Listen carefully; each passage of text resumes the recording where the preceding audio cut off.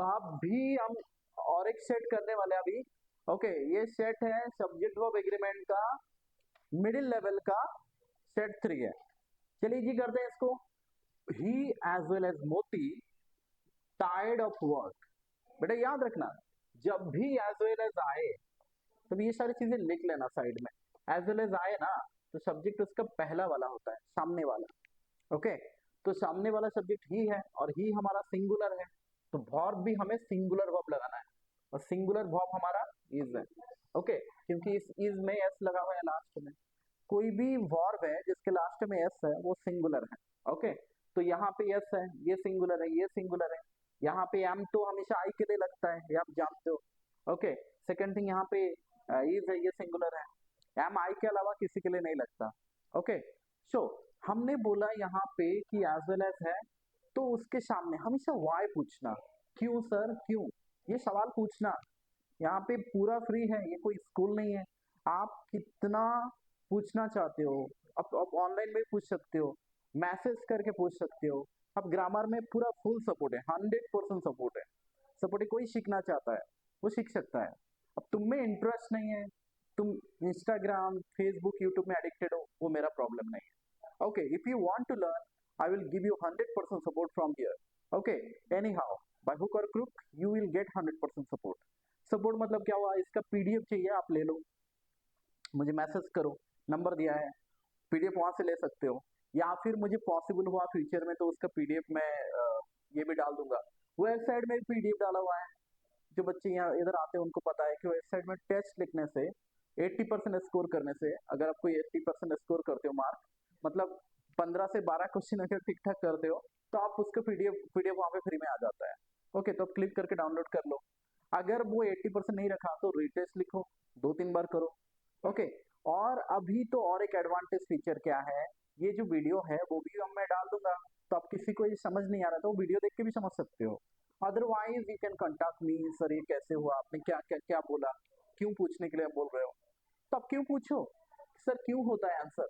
Okay, अब जैसे मैंने बोला इसके एज वेल एज के सामने है सब्जेक्ट होता है, जब भी एज वेल एज प्रेजेंट होता है। अब यहाँ पे बच्चे चुप होकर बैठ जाते हैं, याद रखते हैं। बेटा याद ये नहीं रखना है कि एज वेल एज के सामने है, याद ये रखना है कि प्रेपोजिशन के सामने सब्जेक्ट होता है, और प्रेपोजिशन के सामने सब्जेक्ट होने के लिए उसको नाउन नहीं तो प्रोनाउन होना पड़ेगा, नहीं तो होगा नहीं। ही हमारा प्रोनाउन है तो सब्जेक्ट हो सकता है। ओके, सवाल क्या था, प्रेपोजिशन के सामने अगर नाउन प्रोनाउन नहीं है तो उसके बाद में देखना है, पर प्रेपोजिशन के सामने तो है। अभी सवाल यह है कि एज वेल एज एक प्रेपोजिशन का काम कर रहा है। ओके, अब ऐसे ही कुछ वर्ड्स होते हैं जो दिखता प्रेपोजिशन के जैसा नहीं है पर प्रेपोजिशन के जैसा काम भी करता है, और कुछ प्रेपोजिशन भी होता है, जैसे एज वेल एज हमने बोला।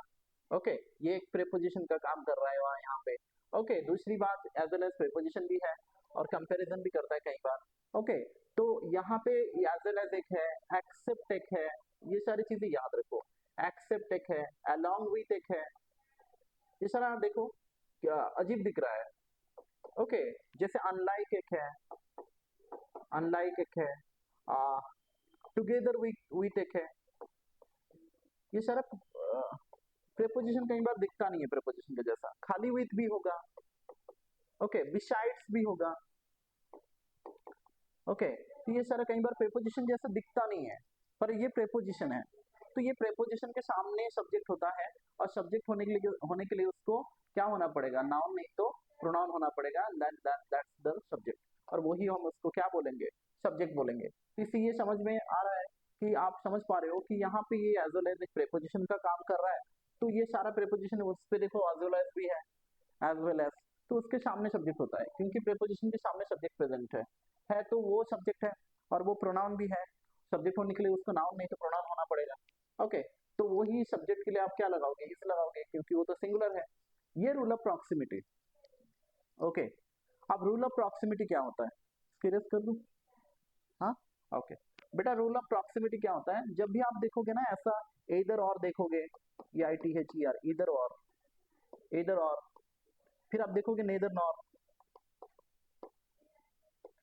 आप देखोगे इधर और देखोगे ना, इधर नॉट देखोगे, नॉट ओनली बॉटल शो देखोगे, ऐसा आप नॉट ओनली बॉटल शो, ऐसा चीजें आप देखोगे। ओके, और या फिर खाली और देखोगे, ये सारा चारों ही रूल ऑफ प्रॉक्सिमिटी ओबे करता है।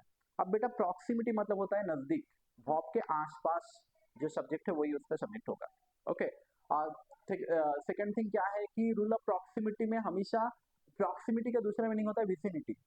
विसिनिटी मतलब आसपास, ओके, पड़ोस में, इन और विसिनिटी मतलब हमारे आस पड़ोस।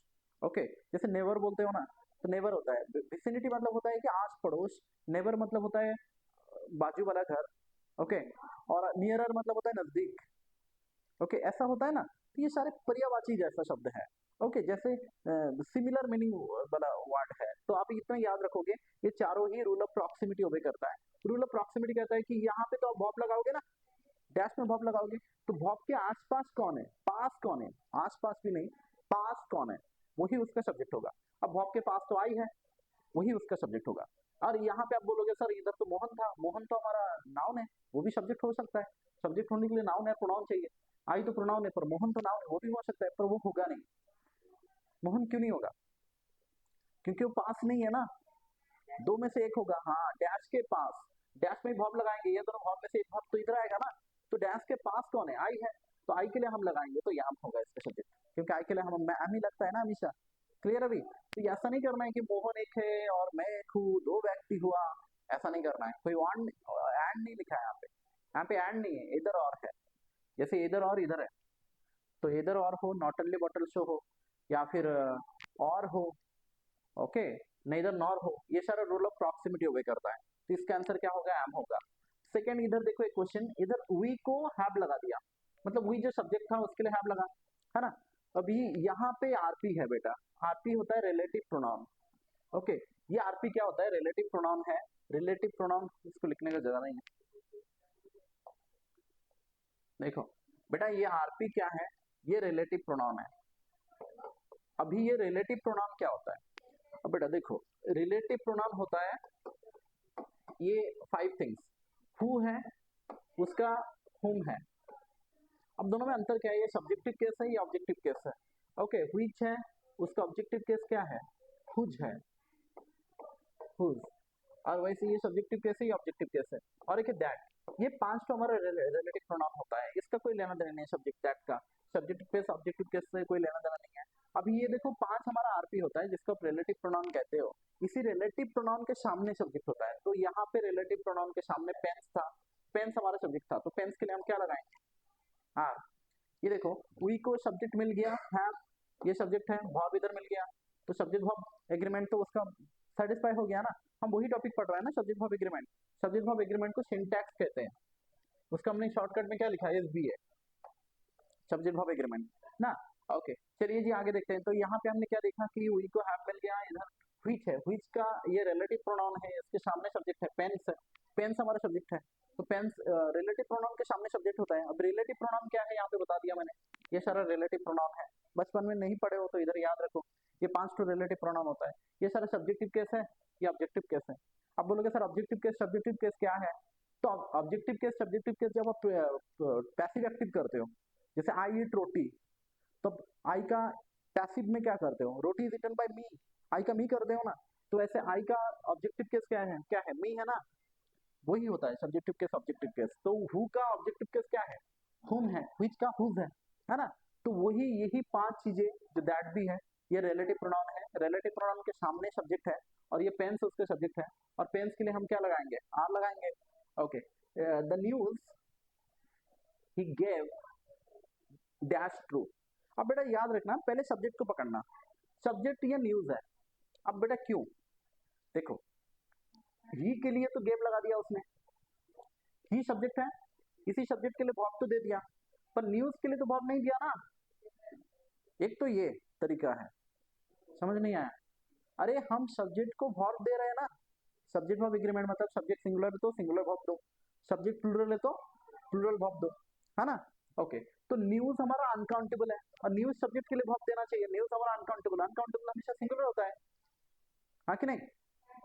वाटर इज या water are, water is, furniture is ना, अनकाउंटेबल सिंगुलर होता है। अब बेटा न्यूज हमारा सिंगुलर है, क्यों, क्योंकि वही हमारा सब्जेक्ट है और वो अनकाउंटेबल है। हाँ, अब सवाल ये आता है कि सर आपने पता कैसे किया कि न्यूज हमारा सब्जेक्ट है, क्योंकि देखो ये सब्जेक्ट को वर्ब मिल गया, ये सब्जेक्ट को वर्ब नहीं मिला, तो उसको देना पड़ेगा, है ना। दूसरी बात ऐसे भी पता कर सकते हो, अगर ये चीजें समझ नहीं आया तब इस तरीके से भी पता कर सकते हो। कैसे? फॉर एग्जाम्पल आप सवाल पूछो कि बात किसके बारे में किया जा रहा है, वो सब्जेक्ट है। Subject is the things on which we talked about मतलब जिसके बारे में बात कर रहे हो, वो सब्जेक्ट है। अब यहाँ पे किसके बारे में, ट्रू कौन है, किसके बारे में बात कर रहे हो, न्यूज ट्रू है या ही ट्रू है? हाँ, सच है न्यूज। तो किसके बारे में बातें किया जा रहा है, न्यूज के बारे में। तो न्यूज है सिंगुलर क्योंकि अनकाउंटेबल है और वही सब्जेक्ट है, उसके लिए आप क्या लगाओगे, इज। हाँ, ये बड़ा इंटरेस्टिंग है। अब बेटा एंड बीच में रहे और दो अलग अलग इंडिविजुअल हो, दो अलग अलग है, ही एक व्यक्ति है, आई एक व्यक्ति है, तो एंड है ना। तो एंड है तो हमेशा प्लूरल पे लेना, प्लूरल पे लेना, किस पे लेना, प्लूरल पे। इस पे एक लॉजिक बोल देता हूँ, ये भी सीख लो जब भी पढ़ रहे हो। कोई बोलेगा सर ही एंड आई की जगह क्या मैं आई एंड ही लगा सकता हूँ? बेटा लगा भी सकते हो, नहीं भी। यहाँ तक ओके चलिए जी, 4 नंबर तक समझ आया कि नहीं? हाँ, 5 अभी जो बोला समझ आया, एक्सपीरियंस कर देता हूँ, ठीक है। 5 वाला कुछ समझ नहीं आया होगा। मोहनलाल समझ आया कुछ भी? ही एंड आई लिखा, ही एंड आई, ही को कैपिटल कर दिया क्योंकि सेंटेंस के स्टार्टिंग में रखा आई। ओके, तो यहाँ पे दो व्यक्ति है, ही एक व्यक्ति है और आई एक व्यक्ति है, दो अलग अलग हैं। हर दिन आके ये परेशान करता है यार, मैं फ्रस्ट्रेटेड हो रहा हूँ हर दिन ऐसा। ये कहाँ से आ जाता है, ये हर दिन कुत्ता यहीं पे आएगा, तो इस कुत्ते को इसको भोंकना ही है तो यहीं पे दो है हर दिन। ओके चलिए जी, ओके जो सपाट उसका काम वो कर रहा है ठीक से, हम अपना काम करें। ओके चलिए जी, तो आगे देखो, ही एंड आई, ही एक व्यक्ति है, आई एक और एक व्यक्ति है, दो अलग अलग है, तो आप क्या लगाओगे, ऑब्वियसली आप आर का इस्तेमाल करोगे। ओके, पर ऐसा जरूर नहीं है कि ही एंड आई हमेशा आर होगा, ऐसा दो दिया है, एंड की इस तरफ भी नाउन है, इस तरफ भी नाउन है, या इस तरफ प्रोनाउन है, इस तरफ प्रोनाउन है, सिंगुलर प्लूरल दोनों हो सकता है। पहले ये क्लियर करो। देखो एंड लगाया मैंने, एंड लगाया, इधर लिखा मैंने प्रॉफिट एंड लॉस, तो यहाँ पे तो सिंगुलर होता, प्रॉफिट एंड लॉस। यहाँ पे ये क्या होता, इज होता। अब क्यों बेटा, क्योंकि ये दोनों ही जो है एक ही आइडिया दे रहा है, एक ही, profit and loss is a part of a business, is a part of a business. तो यहाँ पे बिजनेस, BUSINESS, बिजनेस, यहाँ पे इज लगाया हमने। क्यों लगाया, क्योंकि ये दोनों एक ही आइडिया दे रहा है, एक सिंगल आइडिया दे रहा है। आइडिया क्या है, बिजनेस के बारे में बात कर रहा है। ओके, बिजनेस का दोनों ही पार्ट है और एक है, यूनिकली ये बोल रहा है, क्योंकि प्रॉफिट है तो लॉस है, लॉस है तो प्रॉफिट है, और प्रॉफिट नहीं है तो लॉस क्या, लॉस नहीं तो प्रॉफिट क्या, अब तोलोगे कैसे, है ना। ओके, तो इन दोनों को सेपरेट नहीं कर सकते हो, जैसे हेड एंड टेल को सेपरेट कर सकते हो, वैसे प्रॉफिट एंड लॉस को सेपरेट नहीं कर सकते हो। हेड रहेगा तो टेल भी रहेगा, टेल रहेगा तो हेड भी रहेगा, और दोनों को निकाल दोगे तो कुछ नहीं रहेगा, ऐसा तो होगा नहीं ना। तो रहेगा तो दोनों ही रहेगा, तो ऐसे प्रॉफिट रहेगा तो लॉस ही रहेगा, तो इसको इंसेपरेबल थिंग्स बोल सकते हो जब भी ऐसा इंसेपरेबल थिंग है। जैसे मैंने बोला फिश करी, मछली की करी। ओके, अब मछली करी, या उसको सेपरेट कैसे करोगे, मछली करी से मछली निकाल दोगे तो वो तो ग्रेवी हो जाएगा, है ना। तो आप मछली करी से मछली अलग नहीं कर सकते हो, तो ये भी ईज होगा, जिसको सेपरेट नहीं कर सकते हो, है ना। समझ नहीं आ रहा है ना। ओके, तो अभी देखो इनका, इस केस में हमारा इज लगाना था, पर इस केस में ये तो दोनों अलग अलग है, ही एक व्यक्ति है और आई एक व्यक्ति है, दो अलग अलग लोग हैं, तो यहाँ पे हमेशा क्या करेंगे, आर लगाएंगे। अब सवाल रहा वो स्टार्टिंग में जो बोला था मैंने क्या बोला था कि ही एंड आई को क्या हम, ही एंड आई को आई एंड ही क्यों नहीं लिख रहे हैं, क्यों नहीं लिख रहे हैं? हाँ, ये भी करेक्ट है, ये भी करेक्ट है, पर दो अलग अलग कंडीशन में करेक्ट है। थोड़ा इधर कर रहे हैं, पेन ले जाओ। हाँ, ओके,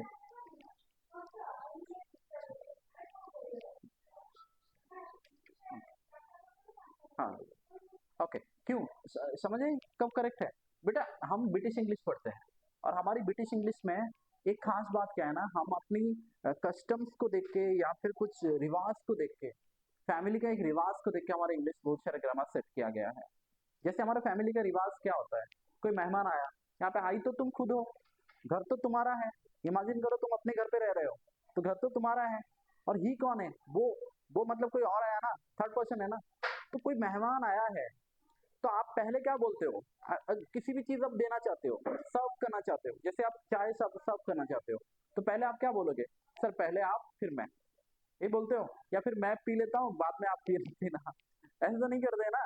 तो इस हिसाब से अगर ऐसे हम नॉर्मल सेंटेंस की बात करें, जब भी नॉर्मल सेंटेंस हो, इसको नॉर्मल सेंटेंस की बात करें तो ही और आई होगा। जैसे पहले आप लीजिए फिर मैं, ओके, जैसे बिस्किट दिया या चाय दिया, तो पहले सर आप लीजिए फिर मैं, तो ही एंड आई होगा। तो इस केस में भी ये सिंगुलर नहीं है, प्लूरल है, क्योंकि दो व्यक्ति है। और यहाँ पे आई एंड ही होगा। अब हमारी ब्रिटिश ग्रामर क्या कहता है? ब्रिटिश मतलब जब भी ब्रिटिश ग्रामर की बात करो तब समझ जाना कि इंडियन ग्रामर की बात कर रहा हूँ, नॉट अमेरिकन। ओके, अमेरिकन में कुछ और है जो हम फॉलो नहीं करते अमेरिकन को। आप थोड़ी ना हम ऐसे लिखते हैं COLOR, ऐसे लिखते हो क्या? नहीं ना। कोई ऐसे बोलते हो एलिवेटर बोलते हो क्या, लिफ्ट? आप तो ब्रिटिश है ना हम लोग, समझ आए अभी? तो हम उस पे बात कर रहे हैं। मैं मुझे नहीं पता कि अमेरिकन इंग्लिश में इस ग्रामर को क्या किया गया है वहाँ पे, ये बात नहीं कर रहा हूँ मैं, ब्रिटिश की बात कर रहा हूँ जो मुझे पता है और जो करेक्ट है हमारे लिए। ओके, अब आई एंड ही भी हो सकता है, तो इसका भी आंसर आर होगा। ये ये तो नॉर्मल बेसिक सेंटेंस में होगा। इसका कंडीशन क्या है? जब भी कोई कन्फेशन कर रहे हो, मोटा मोटा बोले तो जब भी कोई गलती मान रहे हो आप। कन्फेशन मतलब क्या होता है? शिकार करना। हाँ सर मेरे से गलती हुई है, मैंने चोरी किया था सर, उसका जो था पैसा था बैग में, वो हमने दोनों मिलकर चोरी किया था, ऐसा अगर आप बोल रहे हो, कन्फेशन हो गया ना वो। उस केस में ये बोलोगे, पहले आप खुद की गलती मानोगे, फिर बोलोगे सर वो भी था मेरे साथ। नहीं समझे अंकिल? दिमाग लगाओ। तो ये पहले सर मेरी गलती मेरी है, और फिर मैंने उसको लेके गया तो उसकी भी गलती है, ओके, वो भी चोरी में था। तो आप कोई कन्फेशन मान रहे हो, कोई कोई मिस्टेक्स मान रहे हो, कन्फेशन समझ में आ रहा है? कोई मिस्टेक्स मान रहे हो, या कोई आप कोई गलती मान रहे हो, कन्फेशन कर रहे हो, वहां पे नेगेटिव सेंस में ये सर आएगा। I and he, I and he are blame for this theft. हम दोनों ही, मैं और ये, हम इस चोरी के लिए हम ब्लेम्ड है। ओके, ऐसा बोला तब तो ये राइट है। पर ये नहीं करना, ये कब करना है? नॉर्मल सेंटेंस में। नॉर्मल बेसिक एटिकेट जो हमारा होता है वो आप होता है ही एंड आई। ओके, क्लियर ना? तो यहाँ पे वो मैंने डिटेल में बोल दिया, मैं सारा बोलना नहीं चाहिए था। चलिए जी देखते हैं, ही एंड आई। तो ऑब्वियसली दोनों केस में आ रही होगा, क्योंकि दो तो अलग अलग इंडिविजुअल है ना, तो इसका आंसर भी आ रही होगा। समझ आए? चलिए यहीं तक करते हैं। 100 रुपीज, ये तो मैं बोलते बोलते थक चुका हूँ।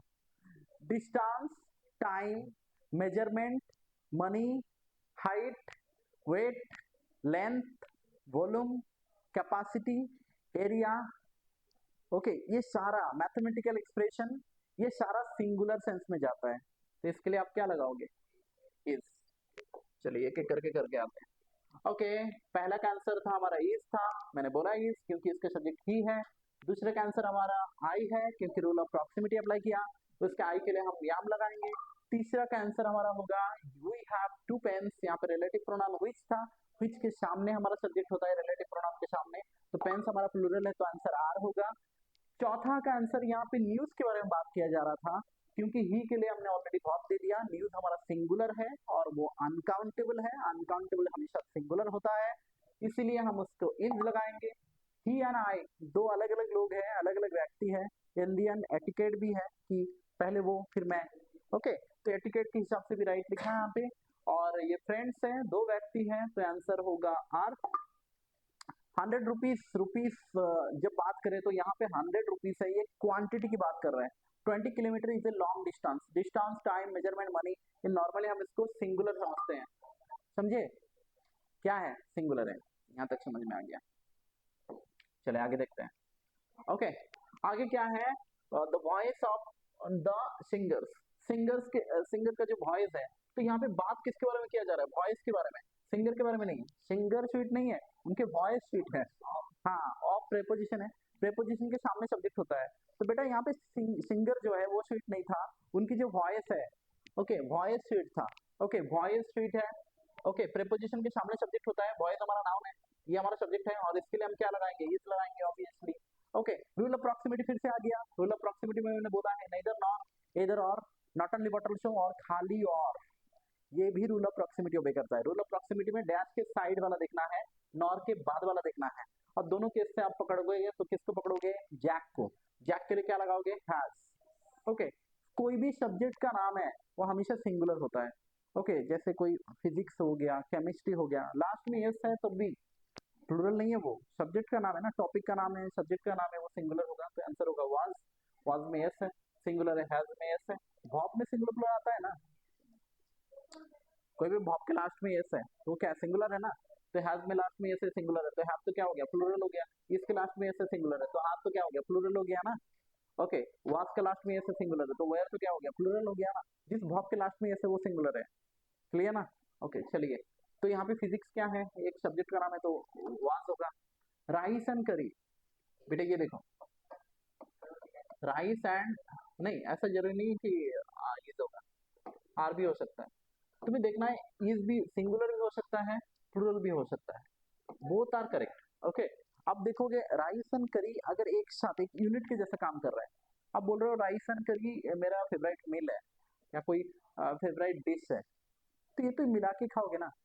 राइस को एक साथ करी के साथ ही खाओगे या पहले राइस खा लोगे फिर बाद में करी खाओगे, ऐसा तो नहीं करोगे ना। ओके, तो यहाँ पे राइस एंड करी एक साथ मिलके काम करेगा, किसके जैसा, एक डिश के जैसा या फिर एक मिल के जैसा। तो सिंगुलर है इसीलिए क्योंकि वो एक ही आइडिया के बारे में बात कर रहा है, एक ही क्वांटिटी है, एक जहाँ पे वो इनसेपरेबल है। ऐसा सेपरेट होके नहीं करेगा कि सारा राइस खा लेगा फिर बाद में जाके वो करी खाएगा, जैसे ब्रेड सारा खा लेगा फिर वो बटर को चाटेगा, तो ऐसा तो करेगा नहीं ना। तो bread and butter is A favourite, is my favourite breakfast. क्यों, क्योंकि एक साथ कर रहा है वो। अगर इसको अलग अलग भी हो सकता है, आर भी हो सकता है, प्लूरल भी हो सकता है। अगर तुम ऐसा बोलोगे rice and curry are bought from Panda grocery या पंडा स्टोर या गुप्ता स्टोर, आपने ऐसा बोला तो उस टाइम में आप राइस को अलग से खरीदा होगा या करी को अलग से खरीदा होगा, तब भी आर हो सकता है।